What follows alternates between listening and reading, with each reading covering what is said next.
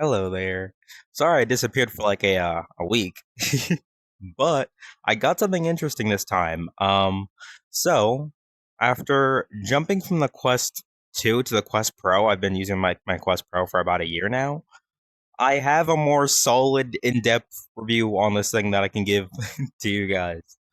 I know this is like kind of like unusual video to come back with for me, but like then again, I record anything and everything, so it doesn't really matter. But if you're like a standalone user, sorry, this video isn't for you because I don't use standalone. I mean, that's obvious. So go check out any of my other stuff. This just ain't for you. Sorry. But for the PC VR users, which is probably why you're watching this, um, I have something pretty interesting.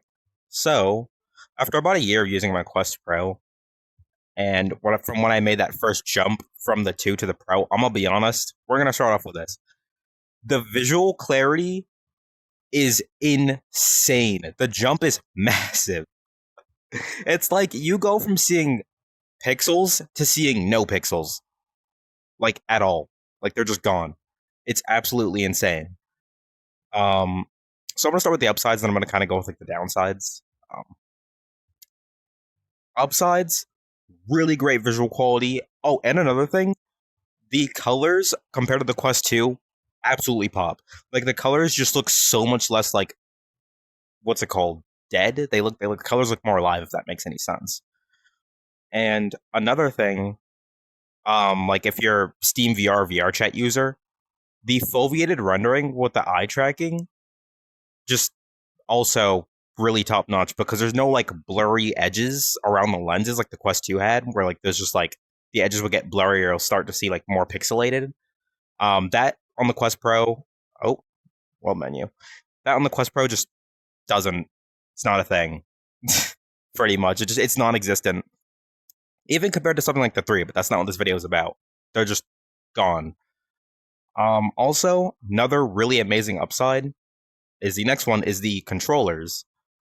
Now, mind you, the two's controllers are pretty good, but the issues that I had with them is that I couldn't move them anywhere like I can with the Pro. I can move them like right behind me and just move them pretty much anywhere.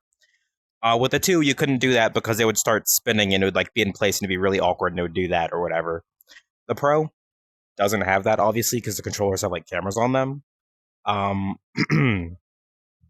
and one thing that people didn't really seem to like get, or at least a couple people that I knew that also use the Pro, and this is something that I've noticed, is sometimes my gestures locked up. And I thought maybe it's because my controllers were like defective. But no, it turns out for the gestures, they don't use springs. They use actual sensors.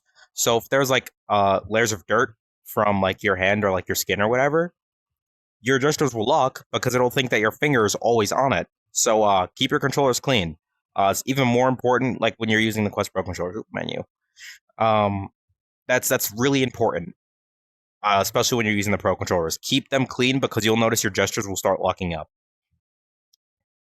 And another sort of like upside, especially if you're a VRC user or like a content creator like I am, is well, face tracking. I'm not gonna lie, this shit is a game changer. I'm gonna be honest. When I was getting the Quest Pro, people said, "Oh, you're not gonna use the face tracking that much." I have that shit on 24/7 every time I'm in VR. It's always on. The application for it's automatically on every time I open Steam. Literally, face tracking is incredible, and the only reason why people are saying that you won't use it that much is because people know where you're looking. I don't care. I don't care. And also another thing is that like menu, damn it, is that like some people can't tell that you have face tracking because they're like super oblivious unless they're actually looking at it. So you'll be relatively fine if you're worried about where you're looking. Which I'm not gonna lie, if you're worrying about that, maybe you're just a weirdo. I'm just saying. But yeah, face tracking for a game like VRC, top notch. You can literally see how people are feeling, and you can do goofy things. Absolutely incredible. I love it. Let's see. Let's see. So, things that I've covered that are honestly quite the big basics: controllers, lens quality, face tracking. Three main things why you're probably going to get the Quest Pro.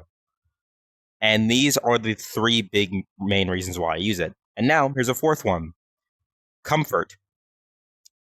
Now, this one is where things kind of get a little bit iffy because compared to the Quest 2, it's obviously leagues more comfortable with like out of like the base Quest 2 head strap because that's what I've used for the past 2 years when I had the Quest. And now that I've used the Quest Pro for almost a year, I'm gonna be honest, the head strap's not even close in comfort. The Quest 2 base head strap sucks. And by the way, I'm not revealing like any or like reviewing any modified versions of these headsets. I'm doing like the base version because I use the base version. I don't have any modifications on any of these yet. Um, so compared to Quest 2 stock head strap and the Quest Pro stock head strap, not even a competition.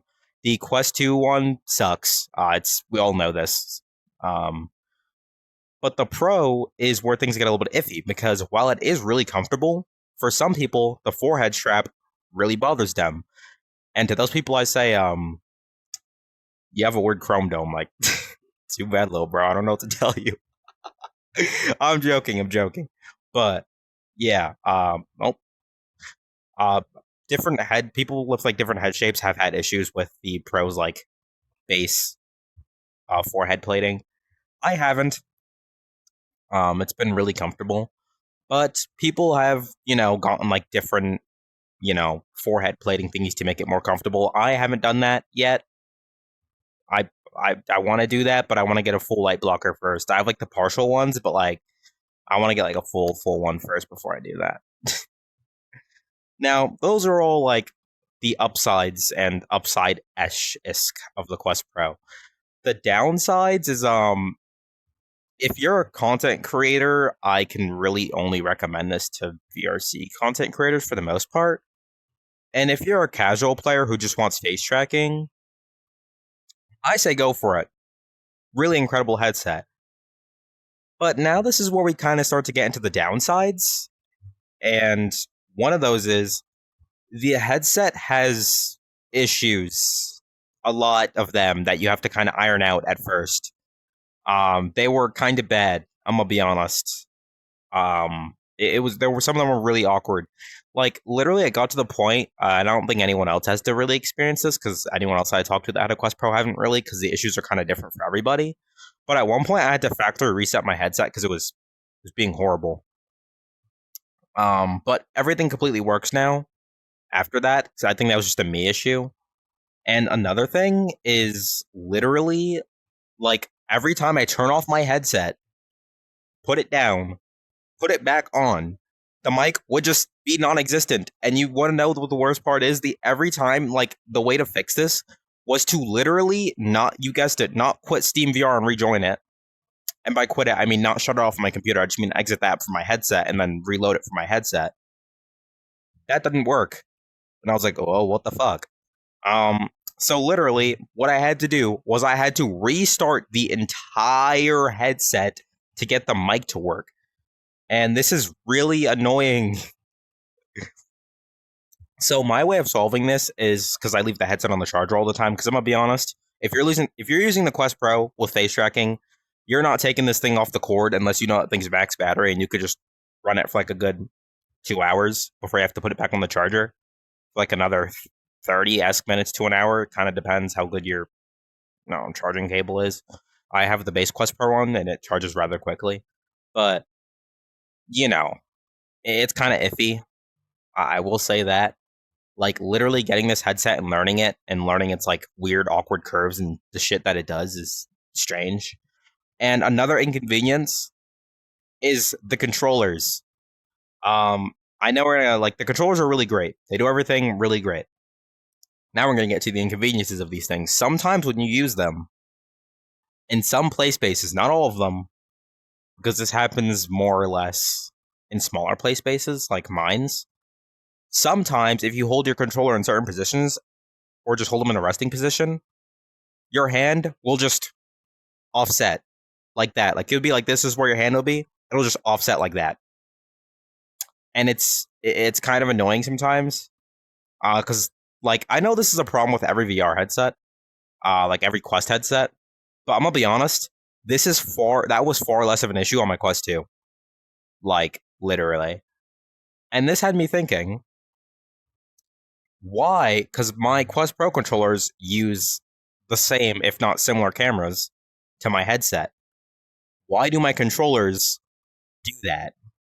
Shouldn't having the cameras like that headset have not make that happen if my headset doesn't do that?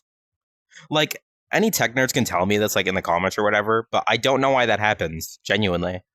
Like, obviously, since I got them, this happens a lot less now, but it is kind of annoying when I'm just sitting there and they'll just do that. Or another thing that's specific to the Quest Pro, I swear, because I've never seen this happen with anyone, is instead of it just drifting off a little bit, it'll just slowly drift off into infinity. I don't, it'll like drift out outside of my play space, like all over there. I don't know why. Now that one's a lot more rare. It's a lot more rare. That one rarely happens, but it is kind of inconvenient. That's just kind of a nitpick, though. I'm gonna be honest; these controllers are still like damn near S tier, in my opinion. And the way you actually fix this is people think is you just shake the controller around. No, no, you don't. You actually cover all three cameras for a second, and then like go, and then it should snap back into place normally. You don't shake it around because it's not doing anything. It's just moving it around. Like, what do you think that's doing? It's not resetting them. The way you would actually do that is, well, you hold these, you hold down all the cameras. See, watch when I do this, it'll just reset. See, it just turned off, and now, think, there you go. And another interesting thing that you do when it resets, because sometimes, and like this is an issue that I've noticed with the controllers as well, is the cameras will just randomly turn off, and the controller will just stop working. And the only thing it'll do is it'll just have the rotation enabled, but the cameras will just be off, so it'll just be rotating. And for those who don't know, this is where we get to something interesting. To reset your controller, you have to hold the menu button and your trigger, your big upper trigger and your home button. Doesn't matter on which side it is. You hold it, same button combination. They'll fully turn off. They'll do a vibration when you know they're about to reset, and you just let go, and they should like turn on in about like 10 to 5 seconds. You should be fine. But that I shouldn't have to do that. Like, come on, Meta. Like, I shouldn't have to do that with my controllers. Now, mind you, really good headset, but those are like the only issues I've had with it. I haven't had any issues with the face tracking either.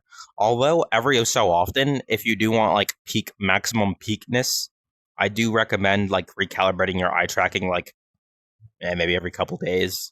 Because I'm gonna be honest, you don't have to recalibrate it that much. The only way you should really be recalibrating it is if you're noticing it get less snappy, but even that's pretty rare. That's pretty much it. That's all the downsides for this thing, really. This headset has gotten so good. Literally, all those super massive downsides just don't really exist anymore. And the only thing you do have to deal with is like the annoying things that you kind of have to just go in and tweak and fix. And the mic issue, almost forgot to mention that. So for the mic issue, there is a way to actually fix that.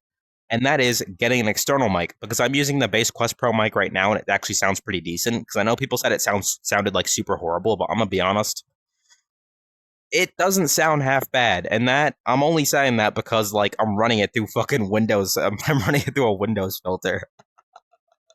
On its own, base standalone, it sounds dog shit. The only reason why this thing sounds decent is because it's running through Windows. But the way you fix the mic issue is literally just get an external mic so you don't have to deal with that ever again. And then have your external mic running through your PC and not through your headset. That's it. Problem solved. um Sorry. If you guys are wondering where I've been for a week, I've literally been like exhausted and sick, so don't mind that. I'm sorry. But I have some interesting news for you guys. So, for those who made it to the end, I heard that the Steam Frame got announced recently. And y'all know I want a really good VR headset that allows me to move my fingers and shit. I'm gonna get my hands on that Steam Frame early next year. And mind you, I dropped like literally over $1,000 on the Pro. and supposedly that headset is going to cost less. It's going to be less than 1,000, and I want to get my hands on it.